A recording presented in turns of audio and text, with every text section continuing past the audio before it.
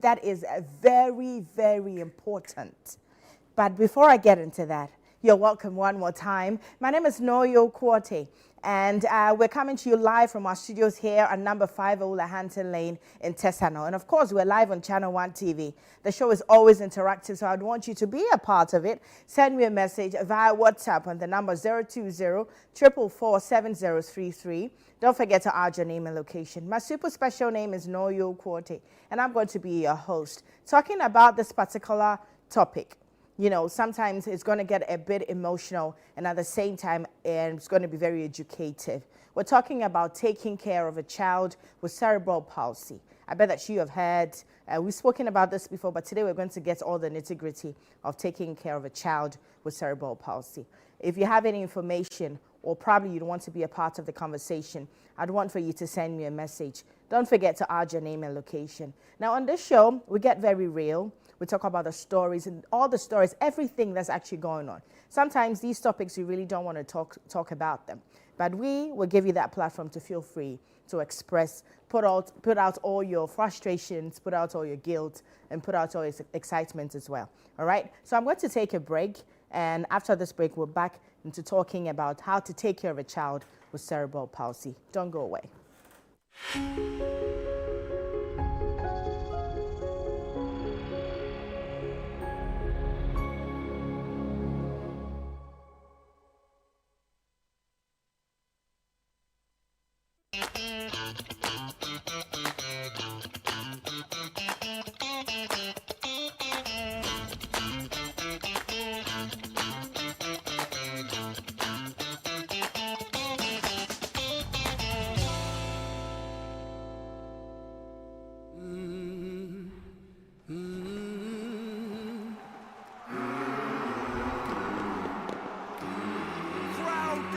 Absolutely emphatic. He has done it. Get ready for more on Supersport, the only place to watch all the FIFA Club World Cup. Poverty makes you do what you otherwise would not do. Wealth makes you live the way you wish to live. But revenge cancels the lines between poverty and riches. It's either you're saying something progressive, or I'll just tell your wife that I'm carrying your child. Where is my father? Now that he's coming closer to the community, Papa, go figure your own plans. So I go figure my own.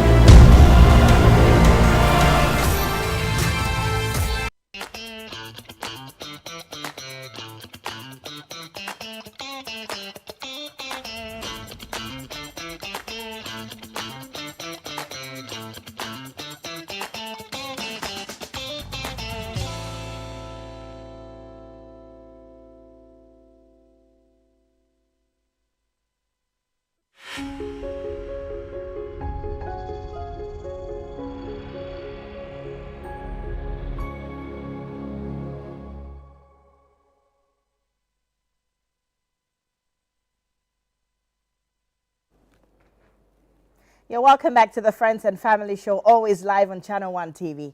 We're coming to you live from our studios here at Channel 1 TV and live at number 50 Lahanton Lane in Tesano. My name is Noyo Kwote, and we're about to get into this conversation that is very important. You need to know all the don'ts and then the do's and all of that, how to go about it, probably make it a bit lighter. All right, darling? So you can be part of the show. Send me a message via WhatsApp on the number 020-444-7033. Don't forget to add your name. I would love to receive messages and actually, vibe with you like always. You're very welcome, my darling. Well, in the studio, I have three wonderful guests. We're talking about how to take care of a child with cerebral palsy. I bet that you've heard a few about it, or you actually know about it, or you don't at all. But we're going to get into this conversation, and I bet that's going to be interesting. Right, so to my right, I have Chef Mohamed Boache, right? You're the Gold Coast Medical Foundation. Yes. Nice to meet you. I love your hair. I like anybody who's sistering like me. All right, and then I have Mr. Silas Kote Freeman. Freshman. Yes, it's freshman. Fresh. Okay. Fresh. Freshman. Yeah. Wonderful. Yeah, fresh too. The jacket your way. You're a father with a child with a child that has cerebral palsy. Okay. And then I have Rachel Quay. Nah. Yes. Right? You're the president for the Cerebral Palsy Ghana. And then you're also a mother with a child with cerebral palsy. That's true. You're very welcome to the show today. So we're going to get into this. Okay. You know, lots of people don't really like to talk about this. You know, that's because of stigmatization and how they're shielding, you know, all of these things, everything that's going on. So I'm going to ask you this. I'd want for us to go back in time. When you realized that you had a child with cerebral palsy, at what point? And let's just go back to the time that you were told that this child has this and that. Okay. Yeah, so anyone can take it. Okay, for me, I gave birth like any other pregnant woman giving birth, and my child started turning yellow. So someone came and asked me to take him to the hospital. When I went to the hospital that I gave birth, they just asked me to expose him to the sun. Asking like to find how to do the jaundice. Exactly. Right. He actually had neonatal jaundice. Right. And the one who came was a doctor, a cousin of mine, and he was like, no, I should insist for a transfer to a different hospital. Because for him, seeing him, he thinks it has gone beyond the sun. Jaundice. Yes. Okay. So I did that. You know, Ghana, they were, oh, these people, madam, why? Do you think you know more than us and all that? But I insisted. If I hadn't done that, maybe I would have lost my son. So I want to give a very big shout out to 37 Military Hospital. Right. In fact, immediately I got there, I didn't know we had this ER thing in Ghana. Immediately I got there and they saw his condition. They just took the child from me. He was just 3 days old then. Right. So they gave him, like, they started looking for his veins to give IVs and stuff. And at a point, there was this Cuban doctor there. And I think because she was Cuban, she was able to explain a little bit about what is going on. And she told me that the child is going to go through a procedure. And they call it I think, blood exchange transfusion. So when we talk about blood exchange transfusion, it means that the blood that he came with, they're going to take everything out and then give him different blood, someone's blood. Yes. You can imagine a 3-day-old baby boy. So what happened is that his novel, that was not really off, they had to take it off and pass the blood through that. And they told me it was a 50-50. That was the difficult part of the whole thing. They said it was 50-50 survival. Right. So during the process, if there should be a clot or something, then I might lose my son. Or if there should be anything that goes wrong. So I was just praying. Everybody's baby was in their cots, and I was just praying that they will bring my son back to me. So it wasn't a pleasant thing at all. It was very, very difficult. For me, I thought I had given birth to a fair baby. Right. I didn't know anything. That was my first child after my marriage, and unfortunately, then they told me after the whole process that he would have a slow milestone. I was naive. I didn't know anything about what they were talking about. So at the end of the day, they told me that what other kids will be able to do, he might not be able to do the same thing. So it wasn't easy. I had to go through and do so many things. So now that I am trying to still manage with the child with cerebral palsy. So they told me. So later, then they explained to me that the neonatal jaundice that happened to him, it has affected a part of the brain. So that part of the brain that was affected is what you see physically. So for him, it affected his intellect and speech, and also his motor, that is movement a bit. But for now, because of physio and other things, he's now walking, but other kids are not like that. Right. You want to talk about this? Yeah. For my child, I noticed his condition when he was 4 months. Okay. 4 months. The children that they were all born together with the same age. We're doing things that he wasn't. They were not able to. You see, when I asked him to put him on my thighs, like he found it difficult to stand. Right. You see, but whenever I go out and carry other children to stand on me, they were able to do that. So I noticed that there was something wrong. So when I came back home, I've been telling my wife what I've been noticing. So we have to then send him to the hospital and report to the doctor. But whenever we send him to the doctors, the outcome result that they've been giving to us was that he is a lazy boy. A 4-month-old child is a lazy boy. He can't stand, so we should take some time and give him some time. So we also exercise patience for a while, for about 6 months, the same thing, 8 months, the same thing, 1 year, the same thing. So it was 1.5 year. 1.5 year when he became 1.5 year baby, then I started, our child, I have to be very serious and started sending him to a different hospital, children's hospital, polyclinic. There are some other private hospitals that we have to. Or they've been assessing the body, the legs, the veins to check up whether there was something wrong. But they all saying that there was nothing wrong. He will be able to walk. He was not able to crawl also. In fact, but for the speech, he managed to do that. Oh, so he was talking? He was able to speak. Right. Yeah, but not all that like other children do. Yeah. Touching and holding also, there was a big problem. But we were not able to recognize it, that there was a problem. But it was only we were eagerly to find him, see him walking. Okay. And he was not crawling, he was not moving on his own. Doing that. Yeah. So it continued for about 3 years as we were struggling. Right. And there was no any diagnosis to find out what actually was the cause of it. So let me ask this the next other question. So did you know anything at all about cerebral palsy? We then? didn't. You didn't we know didn't. anything. We didn't. And we don't have any idea about it. We never also thought that something like that will come. So all the hospitals that all the times you were taking the child to the hospital, none of them told you that. Yeah, I found it as at now that they deceive us a lot. Oh. They deceive. That's what for me. So how long did it take? How long was the child? How old was the child before you realized that about this was by 5 years before? Oh, that's long. Yeah, long. To a private hospital at getting to Jehovah's Witnesses, their branch office. So it was there that the man said there was a problem with the leg. So it was the leg. He was the first person, that diagnosed with some tools. I don't know, he having some things that he used to apply on the legs to tell us that no, we should send him. So he wrote a letter to us to 37. So it was there that we put him on physiotherapy, and we got to know that there was something wrong with the leg. But actually, there was no any doctor that told us that this. It was that man who told us. And by then, we've spent a lot of money just to help him to walk. So my side, that was where the fight, I may put it this way, the battle began. So that's after like the child is like 4 or 5 years. 4 or 5 years, yeah. That's when then we recognized that there was something wrong. So the battle began. So as it goes, others will come out. Nice. Wow. Now this is tough. Comparing that to yours, because yours was a bit early. Yeah. So then you had psyched yourself. But mine was more challenging. It was more challenging. Tell me about it. Because, my son had I told you he had neonatal jaundice.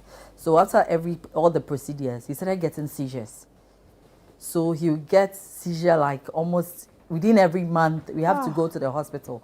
So I'd say 17 years of my son's life, we spent about 11 years in 37 military hospital. He's 17. Yes, now. So it's like we just go in, out. He has to be on anti-seizure drugs. That's a big challenge because then I was working, and whenever my salary is paid, I have to use it to buy the anti-seizure drugs. Expensive. Very. At that time, it was almost around 1,000 cedis. Wow. So now that after the anti-seizure, before you go on admission for the seizure, maybe if it's not working, they need to try different anti-seizure medication before they know the one that will work for the child. So when you talk about the phenotoids and the phenobabs, now I'm not in health right now. I can even tell you so much about things concerning cerebral palsy. Right. So for me, it was challenging because when the father noticed that he had this condition, that was when he left. He left us. I'm sorry? Yes, the father left us because of my son's condition. Yes. So I became a single mother. You can imagine a 23-year-old. I just got married. I thought that was life. And all of a sudden, my wedding baby turns out to be a special needs child. And I had to go through it all by myself. I had to go through it. At a point, there was no support from anywhere. Before later, I mean, it's not easy because I need to take care of him, physio. Sorry. That's fine. I need to go through all these processes alone. So it's not easy.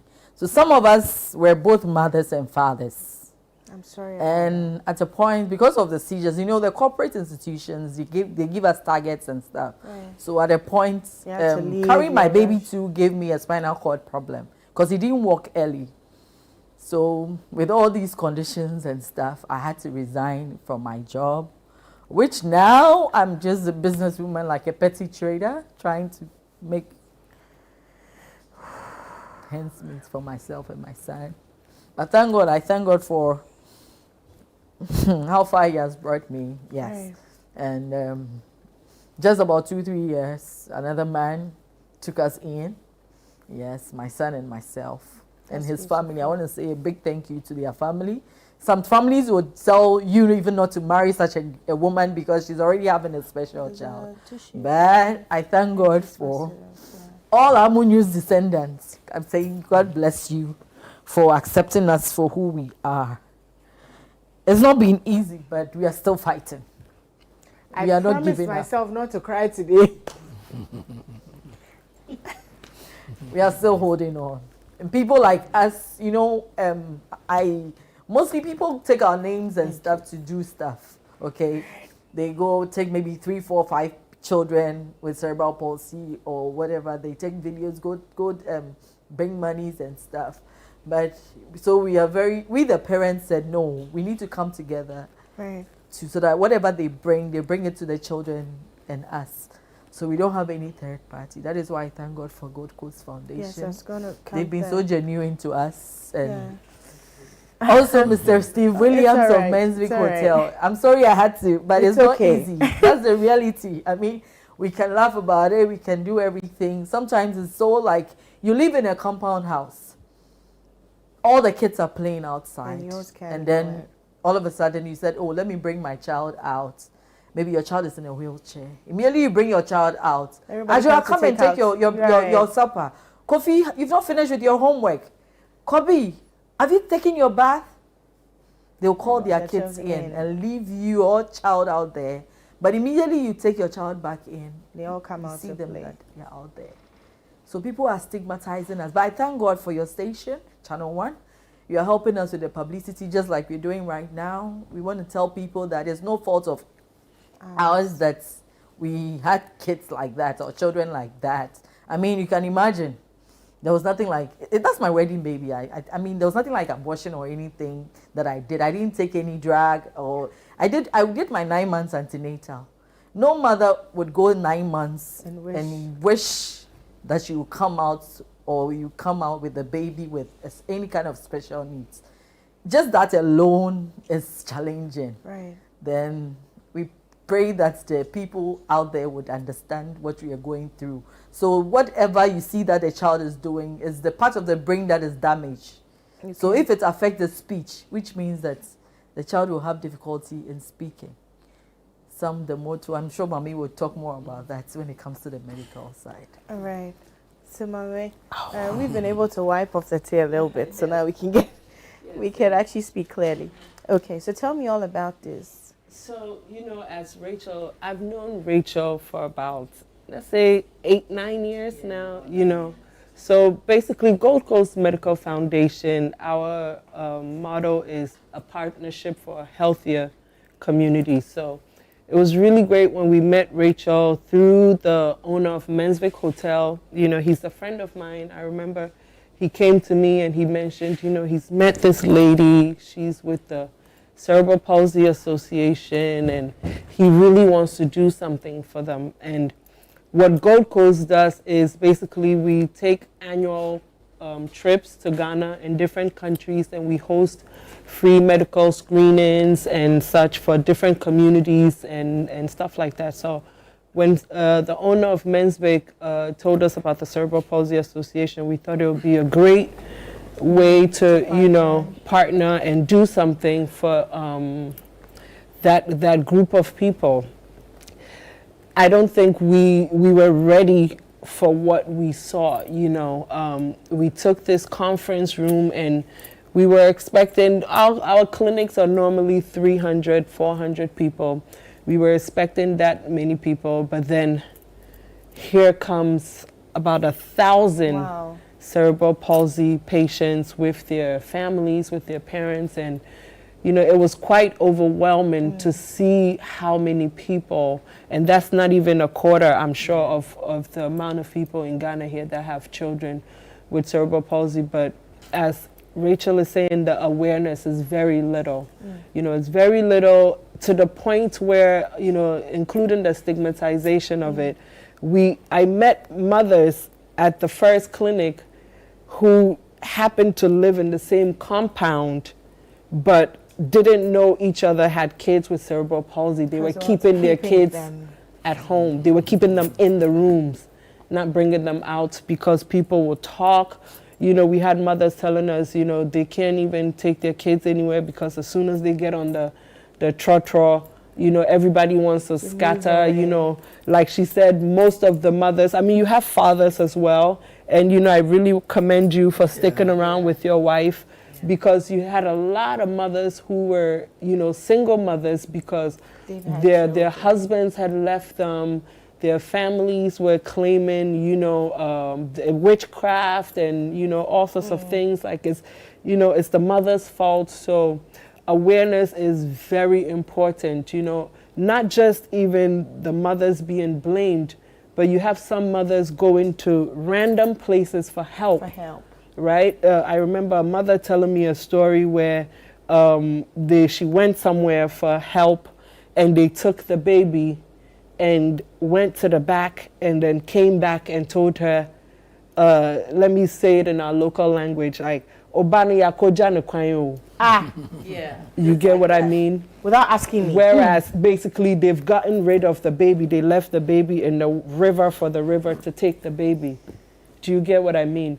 This is how bad it was. And, as I said, we were just having we thought we were having just a regular clinic. So to hear all of these things just opened a bigger door for us to basically work on awareness. So instead of just having a regular clinic, medical screening, we do a talk, right, where we talk to the mothers, basically encouraging them, letting them know it's not their fault, right? Because a lot of people think maybe the mother did something, some medication, did this or did that, but it's never any mother's fault. So we get into that conversation in a bit. And then we get to sometimes, with all of this that you're going through, there's always that one thing that your child will do and is a win-win for you and the child. We'll get into that conversation as well. But I want us to take a break. You're still on the Friends and Family Show. When we're back, we'll get into the win-win situation. It's not all that bad sometimes. It's not all that bad. So we'll get into the win-win conversation. We'll take a break. I'll be right back.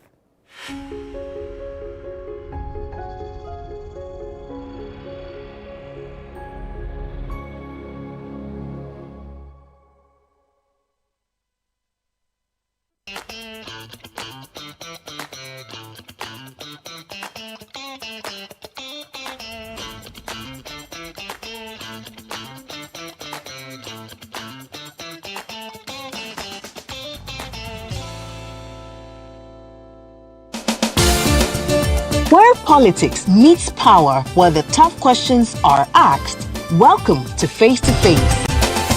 Every Tuesday at 9 p.m., join Umaru Sanda Amadou as he takes you face to face with the key players shaping the future of our nation. I lost over $10 million at the trade fair. You had a fight with the management of trade fair? I don't have a fight with them. I just deplore the way they went about what they did. Let's talk about the chief prosecutor of the state at the time that you were being prosecuted, Godfrey Yeboah-Dame, the Attorney General. Yes. I think he was directed to jail us. By who? by the system. Boku has been a failure for your government, though. Can't be a failure. You have not solved it. No, you are not praising them, the previous government for solving Yende, which was even a more difficult case. It's quite obvious that from these votes, the people felt that let's just let you go. So they were disappointed in us. You are essentially the worst government in the Fourth Republic. I don't know how you are doing that. Based on the indicators. Yes, based on the number of people who refuse to come and vote for you. If that is your analysis, then why not? No filter, no boundaries, just the truth behind the headlines. Deep, bold, and unflinching. Face to Face with Umaru Sanda Amadou airs on Tuesdays at 9 p.m. only on Channel 1 TV, where politics gets real.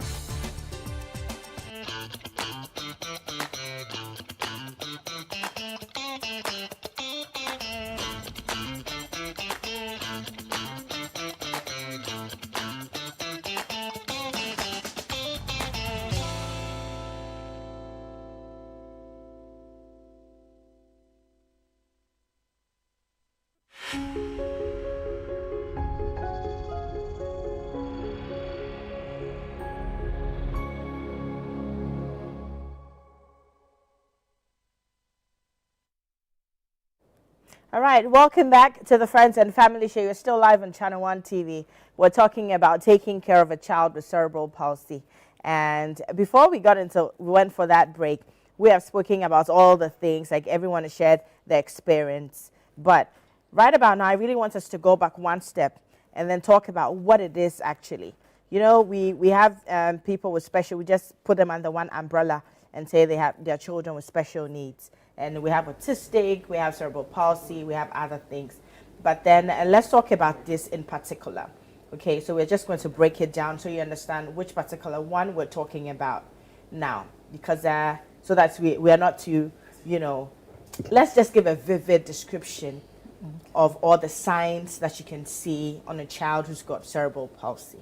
Okay. Okay, so when we talk about cerebral palsy, it's a neurological defect or disorder when it starts from infancy. Right. So in the local dialect, when the trees call it ibimok freno in siuma or woma, the girls too, they call it numimbi or nufu, and because some of them do not have neck control. Okay. Some too drool. Okay. Some too do. They're not able to do certain things that you and I can do. All right. Yes. So they can't sit still. They can't sit. Okay. Some can. So the part of the brain that is damaged, our brain control everything we do, like the way I'm moving my hand and all that. There's a signal that goes to the brain to tell me that, I have to move my hand. But with them, because there is that part, for my son, his speech and intellect was the places that were seriously damaged. Right. So up to now, he can't speak properly. So now the other parts of the brain have to pick the work of the other side. So before, like I'm coming to you direct, I can work to you. But before I get to you, because of there's a breach, so I need to go that way before I can get to you. So before the message gets to the brain, for instance, if you have saliva in your mouth as I'm talking and it has to drop, the mind would just tell me to close my mouth. But with a cerebral palsy child, by the time the message gets to the brain, it has already dropped. Okay. But you see that eventually they still close their mouth, which means the message didn't get to that part of the brain early.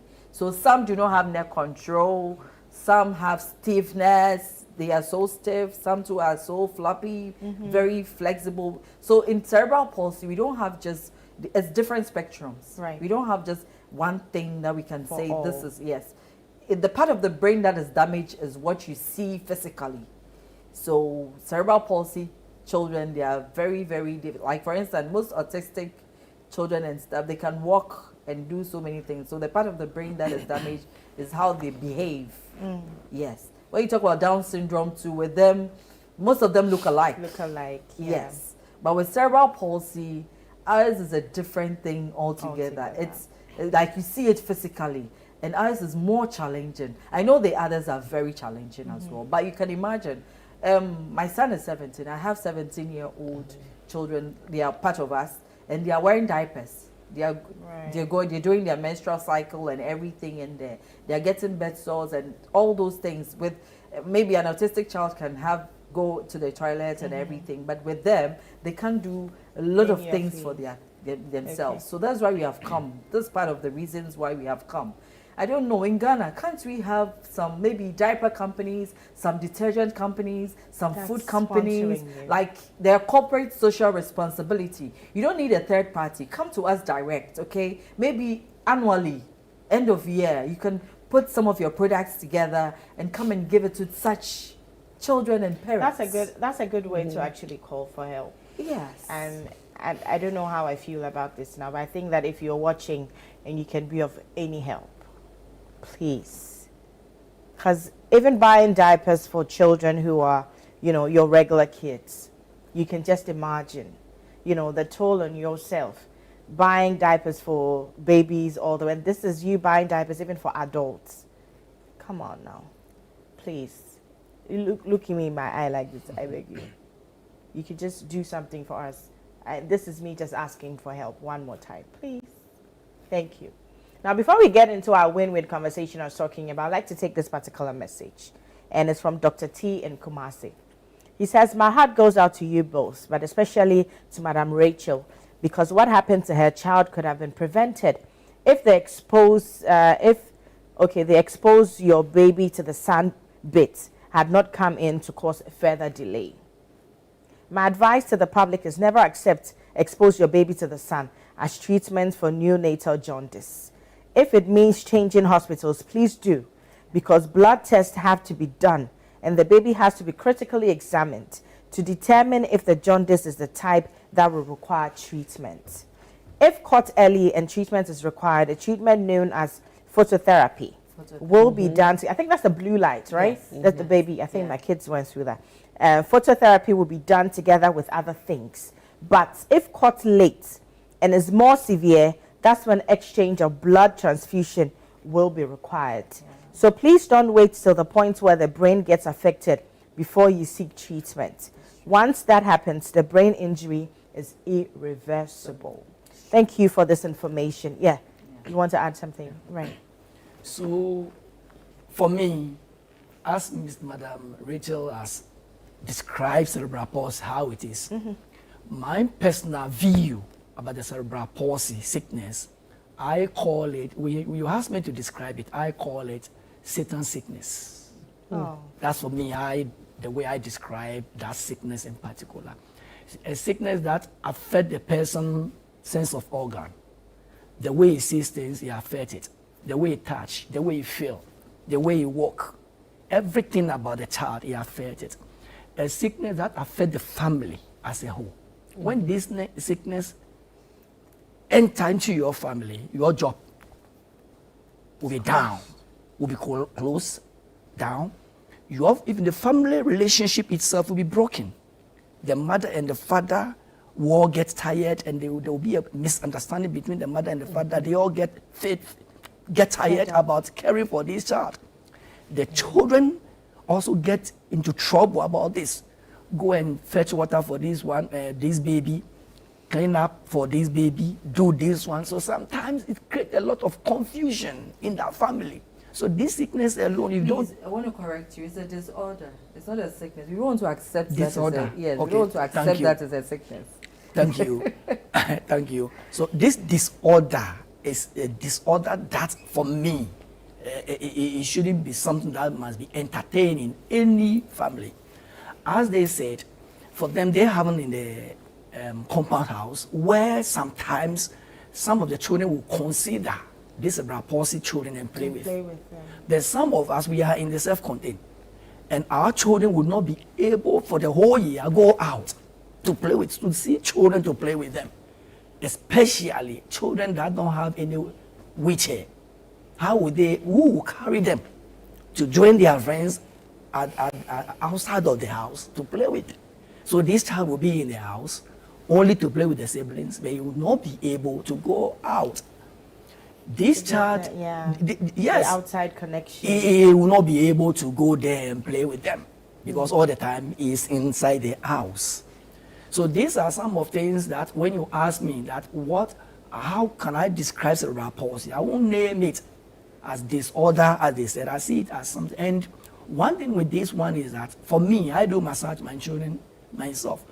You do the massage first day, second day, you see the child. Whenever you first to do the physiotherapy or exercise with them, then you see the body all closing, squeezing.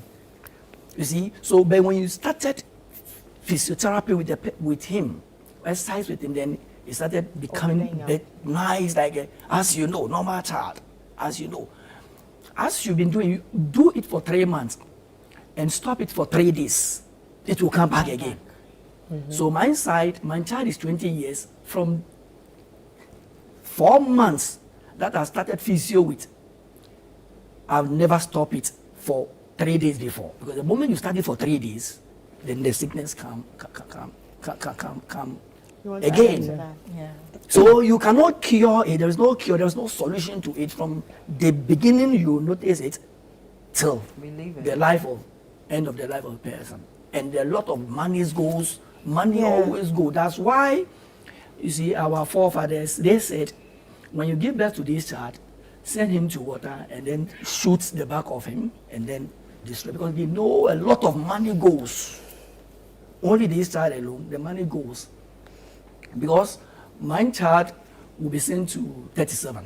We live in Teshin, at Teshin. So you have to send your child to physiotherapy at 37. From 37, dropping. Because when you enter into trotro, it will take place there. So you have to take taxi to 37. And from 37, you will not come back home. You have to go to school at TB secondary school. Teshin secondary school, dropping.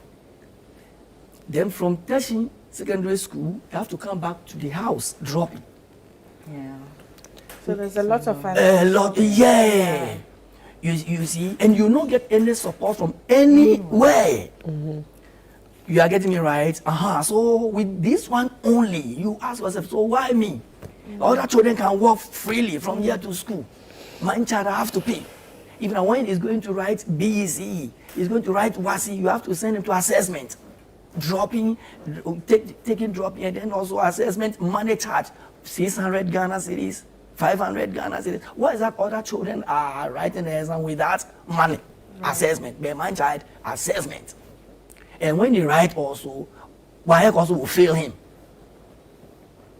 I say WAEC will fail him because these people having a problem with their sense of organ. Right. So they can't write like the normal ones. But you look at the grading system, before they qualify to tertiary student school, the same thing, the same level, and it's affecting our children. Because they're writing, they have the idea, but when he's writing it, it will take him more than 30 minutes before something line will come. And my child is saying that I have to write it. And for me, I know I've done the answers, but when I come back home, when the results come, they fail me. I don't understand it.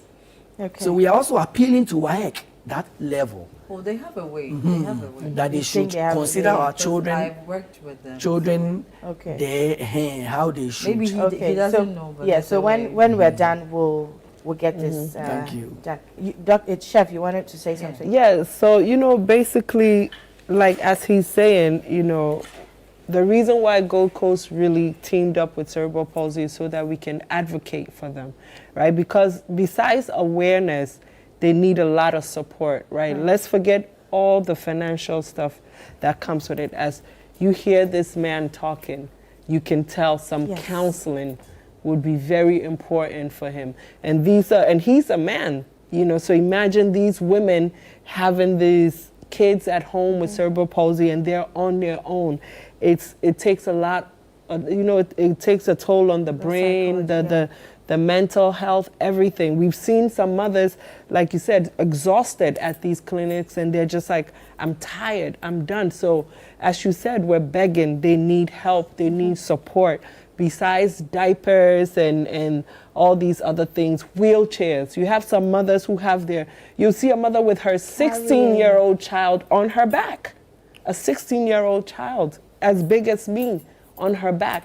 but she wanted to come to the clinic. You know, we've had several clinics where we've donated wheelchairs, but we also, you know, we need people to donate to the organization funds so that, or you can donate directly to the Cerebral Palsy Association. Wheelchairs, they need money. They need physiotherapy. Most of them can't afford this physiotherapy that he's speaking of. So every session, you're being charged for it. You have to. Yeah. You're How much being are you paying? Currently, I know 37 military hospitals because that's where I go to. So they're using the national health insurance, so it covers it. But I don't know. Before Kolebu was charging, but I don't know if there've been amendments or anything. But we need to do our research to find out, because I think physio at least should be one of the basic things for a special needs child, aside the medications and everything that we also need. Because let me tell you, as they say, when there's a little tree, like you're trying to nurse a tree, at that point, it's very feeble. You can make it straight. But when it grows and becomes, that is how our children are. He says when you stop for 3 days, they'll go back. So as you said, you see the other parts of the brain is trying to learn or help the body to adjust. So if you don't do continuous physio, it's just a waste of time. So as they are all saying, we are all speaking the same language.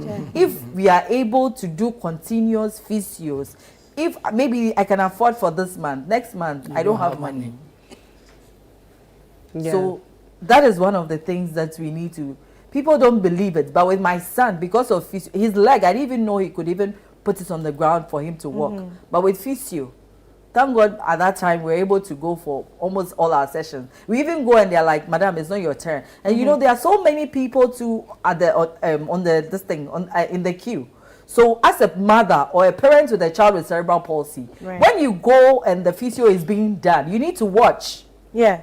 So at least you can you can't just go and put the child in the house and bring the child back. You need to watch and improvise. When you go to the house, maybe there's a chair or something you can put the child in, because sometimes they tie them in the frame. They have a frame for them, and then sometimes my son will be crying and I'll be crying and I'll be feeding him in the frame because they've put him all together. They're trying to straighten his bones and all that. So please, with the physio, it's a continuous thing. If you stop it, you go back to square one. So they're all right. So that's what is happening. It's a reality. I mean, we are living with it. So it's not easy. All right. So let's talk about the win-win I was talking about. You know, what's that moment for you that felt like, you know, my child has been able to do this? Like is a win for me and my child as well. Probably they were able to say a word. They were able to do something on their own. What would that moment be? It has brought a smile on your face. Yes. As I told you, my son was not able to talk. Okay. Yes, he had a speech problem. And you see every child talking up and down. And so when he said, "Mama," for me, it was like he has written an essay for me. Maybe you might say, so I come, Mama dear, say it's normal. But to me, it's not normal. That is my first win. And my second win, if it had not been for my son, Daryl, I wouldn't be here. Because my win is that I think my son was brought into my life not just for me, but for everybody. People are scared. They are even shy to even bring out their children, to even say that they have a child with special needs. But because of Daryl, I'm sitting here today. I'm being watched on the screens. So he has made me popular. And he has made himself popular. Mostly sometimes I bring him to the studio. Yeah. I know, that's mommy's boyfriend. Okay, so I've, knowing Rachel for about 8 years now, like I said, I've seen progress, right? I've seen progress and I've seen her ups and downs. And I've also seen, I remember Rachel called me and she said her son was missing. Yes. Missing. How do you find a cerebral palsy child who is missing and for days can't speak? What is the name of your mother? And I said, Rachel, I've been able to help with so much, but I don't know what to do. How do we find him?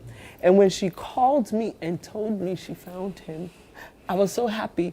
And I've seen the progress. Daryl will see me and he's like one of my closest friends.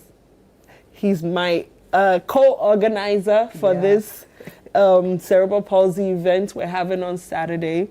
When he sees me, he grabs my bag. He wants to help me hold my bag. I can actually understand him. You know, it's not so clear, but I can make out what he's saying and what he's trying to say to me.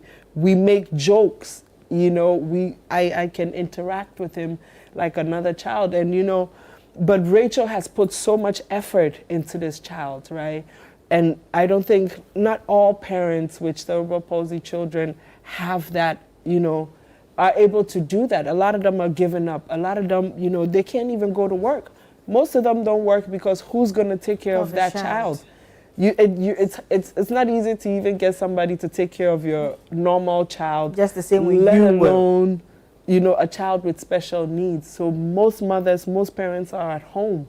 So now they don't work, they don't have the money to do anything. So please, with progress, with help and with like assistance, and, you know, keep pushing the pressure that Rachel puts on her child.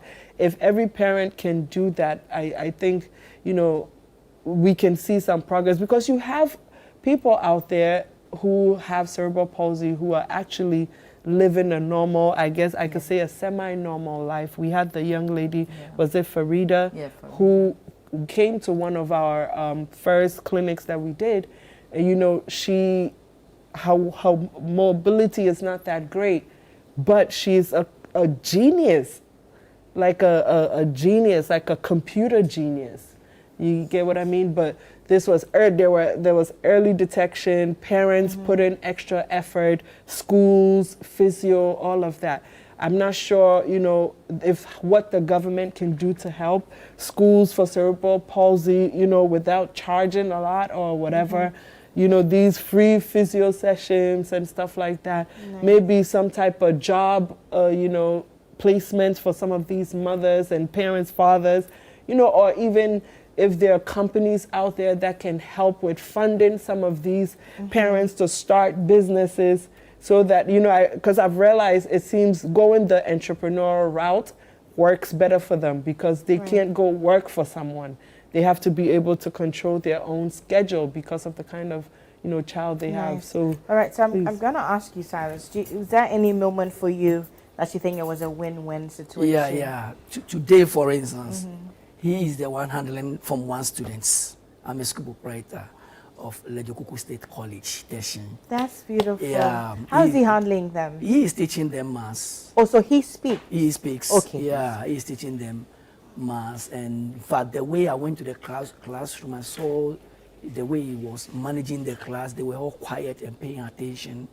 In fact, he did well today. Then also, he is my financial secretary. The school is the one managing the financial aspect side for me.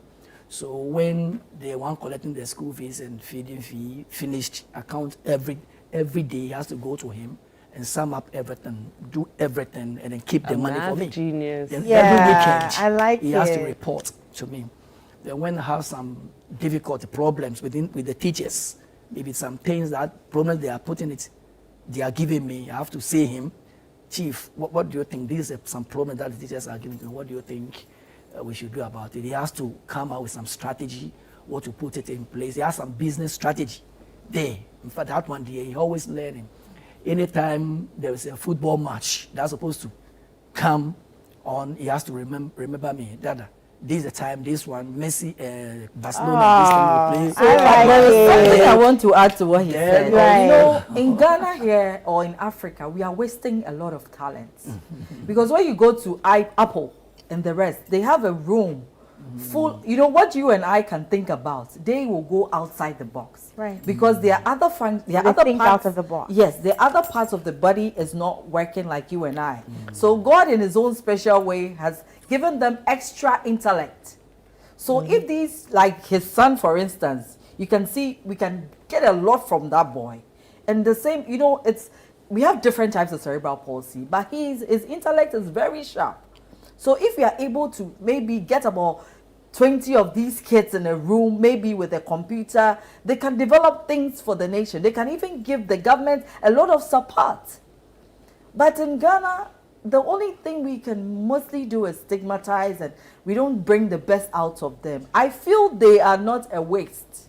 No matter the condition that they are in, My son, immediately, those days when he couldn't speak, he has this contagious smile. When he smiles, I know mommy knows about that smile. Whenever he smiles, it's like it's just a sunshine for me, even though he's not talking to me. You understand? So there are a lot of things these people, some their hands are working, some too their legs are not working, but their intellect is working and they can speak. Somebody can do that on a computer. There are so many things that we can get out of them. So I don't know if there could be a way for them to be also employed in certain places. Some have been able to go to the maybe Winneba College of Education and stuff, but because of stigmatization, they are still at home. So please. So I could remember I woke him up in the one midnight when I had a dream with the beats that I become a musician. So I called him, I said, Chief, this is what I dream. So let's work on it. So during that midnight, we started working on it for about last month. And they said, okay, then I'm going to produce a music, bring out the music. And I always tell him that you shouldn't worry, Yesu Baba, this is will come. And you just make him how he wants. So let's use that one as a chorus, Yesu Baba, Yesu Baba, Yesu Baba. And he also bring out his voice, the mind, how we should put that lyrics, how we should bring it together. So the two of us bring out that song. And as I'm talking to you now, Original FM started playing, Obonu FM, Latino will start begin this week. Yesu Baba, Yesu Baba, and that's nice. In fact, it's one of the gospel songs that it will be the best gospel song in Ghana. Amen. Amen. Yeah. Amen. And I hope I'll play for you before I leave. You play for me. Obatami Mala. Obatami. Okay, so I'm going to take one final message and then we go away. This one here says, I like the program so much because I have ADHD. And okay, he can pay attention for a long time, and we may. I think the message is a bit. Such children and homes change. Okay, I have not worked for a long time. So you mean these children? Okay, we have some of these children who are home and they are being changed because they can't stay at one place for long. I bet that's what you're trying to say. And then basically, I'm training her myself with the support of my wife, and my daughter is doing fine. Oh. I'm glad that she's doing fine. All right, I don't know, but then, so if I should put this out there, so there's something just in me that's saying that if I should come to you, right, and ask you probably to help me, help them, would you do it? Probably, we're just soliciting for probably diapers or some kind of help. And I don't know, but then I'm just saying, if I should come to you, so I'll ask you for a little help, to help me help them, would you do it? If you would, then I don't know, at whatever time, however you can get to me, please get to me. And then if we're supplying diapers, probably a diaper production or company or probably med. So whatever it is that we would need to help these mothers with children with cerebral palsy. If I should come to you and you think that she can help, please, if you would do, let me know. All right? Thank you so very much for joining us. I want to say thank you to you, Chef Ma'am. You have something to say? Yes, so I just wanted to say on Saturday, the 21st of June, this year, this coming Saturday, we're hosting a cerebral palsy medical outreach and medical screening at the Mensvik Hotel. It starts at 8 a.m. We're reaching out to all mothers, all parents with cerebral palsy. Please bring your kids, bring your children to the Mensvik Hotel. We're giving out free medications. Doctors will be screening them. There are going to be physiotherapists there to show you, do some physio on your kids, show you a few things you can do at home. Gold Coast Medical Foundation, our website is the GCMF.org. We're always open to take donations to help support the cerebral palsy and other organizations and other groups of people. This year, our medical mission is from June to July, and we will be doing 9 separate medical screenings all around Ghana, between Ashanti region, Eastern region, Central region, and Accra. So please, donate to the Gold Coast Medical Foundation or to the Cerebral Palsy organization. Yes, there will be buses available all around the country Yeah, for 5 you buses. to bring in your. If you don't have transportation, there are buses being put in different places Location. around. Yes, so we'll make sure we give the information so Right. all of this can go out. Please bring your children to be Nice. screened. Okay. This is how far we can go. Thank you so much. Like I asked early on, if I should come to you and you think that you can help me help them, please, I would be very glad. Thank you so much for watching. That has been the Friends and Family Show. My name is Noyo Kwote. I'll be back tomorrow. And you know, on this show, we get real all the time. Enjoy the rest of your day, my love. Mwah.